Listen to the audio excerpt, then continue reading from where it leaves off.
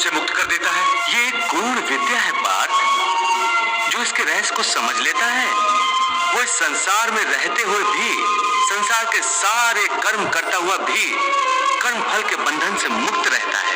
मेरी बुद्धि अभी तक इसको ग्रहण नहीं कर रही, क्योंकि तुम्हारी बुद्धि पर अभी तक आसक्ति का पर्दा पड़ा हुआ है। और जो निष्काम कर्मयोग मैं बता रहा हूं उसकी बुनियाद ही निरासक्ति के आधार पर रखी गई है। हे पार्थ, तुम कर्म कर सकते हो, कर्म करने का संकल्प कर सकते हो, परंतु इसका फल पाना तुम्हारे हाथों में नहीं है। हे मधुसूदन, मैं जिस काम का संकल्प करूंगा वो काम तो मैं करूंगा ही। जब भोजन करने का निश्चय करके बैठूंगा तो निवाला उठाकर मुंह में रखूंगा ही, तभी तो उसे खाऊंगा। यदि वो खाने का निवाला तुम्हारे प्रारब्ध में नहीं है तो उसे तुम मुंह तक तो ले जाओगे, परंतु उस ग्रास का एक दाना भी अपने मुंह में नहीं रख सकोगे। समस्त भय, चिंता, कलेश के मूल में आसक्ति होती है। कर्मयोग फल की आसक्ति का त्याग करने को कहता है, अर्थात निष्काम होकर कर्म करने को कहता है। इससे मनुष्य को क्या लाभ होता है भगवान? लाभ यही है देवी कि कर्मयोग चित्त को शुद्ध और भयमुक्त कर देता है। भयमुक्त होकर ही मनुष्य जीवन को आनंद में बिता सकता है। अर्जुन को प्रभु यही रहस्य समझा रहे हैं।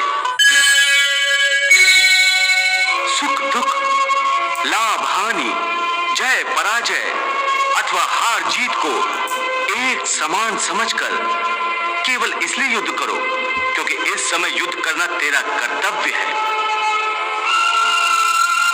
और यदि इस मानसिक वृत्ति से इसे अपना धर्म समझकर युद्ध करोगे तो तुम्हें उसका पाप नहीं लगेगा। ये क्या कह रहे हो केशव कि युद्ध करके पाप नहीं लगेगा? युद्ध में तो इतनी हिंसा होगी, लाखों प्राणियों की हत्या होगी, फिर मनुष्य उसके पाप से कैसे बचेगा? यदि कोई भी कार्य निष्काम कर्म योग की रीत से किया जाए तो ना उसका पाप लगता है और ना उसका पुण्य मिलता है। निष्काम कर्मयोग? हाँ, निष्काम कर्मयोग। ये कौन सा योग है माधव जो मनुष्य को पाप और पुण्य दोनों से मुक्त कर देता है? ये एक गूढ़ विद्या है पार्थ। जो इसके रहस्य को समझ लेता है वो इस संसार में रहते हुए भी, संसार के सारे कर्म करता हुआ भी कर्म फल के बंधन से मुक्त रहता है। ये बड़ी अनोखी बात कर रहे हो केशव। मेरी बुद्धि अभी तक इसको ग्रहण नहीं कर रही, क्योंकि तुम्हारी बुद्धि पर अभी तक आसक्ति का पर्दा पड़ा हुआ है। और जो निष्काम कर्मयोग मैं बता रहा हूं उसकी बुनियाद ही निरासक्ति के आधार पर रखी गई है।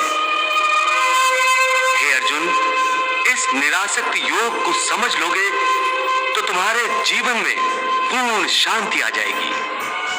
हे माधव, इस योग की साधना कैसे करते हैं? इस योग के नियम क्या है? उसकी साधना के लिए कोई हजारों वर्षों की तपस्या की आवश्यकता नहीं। इसकी साधना तो एक ही क्षण में हो जाती है।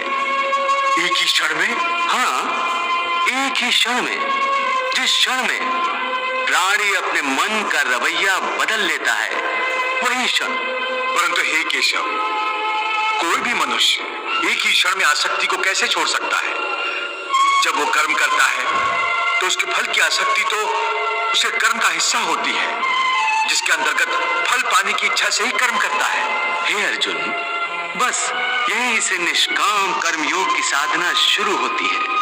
अर्थात तुमने कहा कि प्राणी फल पाने की इच्छा से ही कर्म करता है, परंतु निष्काम कर्मयोग ये सिखाता है कि फल पाने की इच्छा से नहीं, बल्कि अपना कर्तव्य पूरा करने के लिए, अपने धर्म का पालन करने के लिए कर्म करो।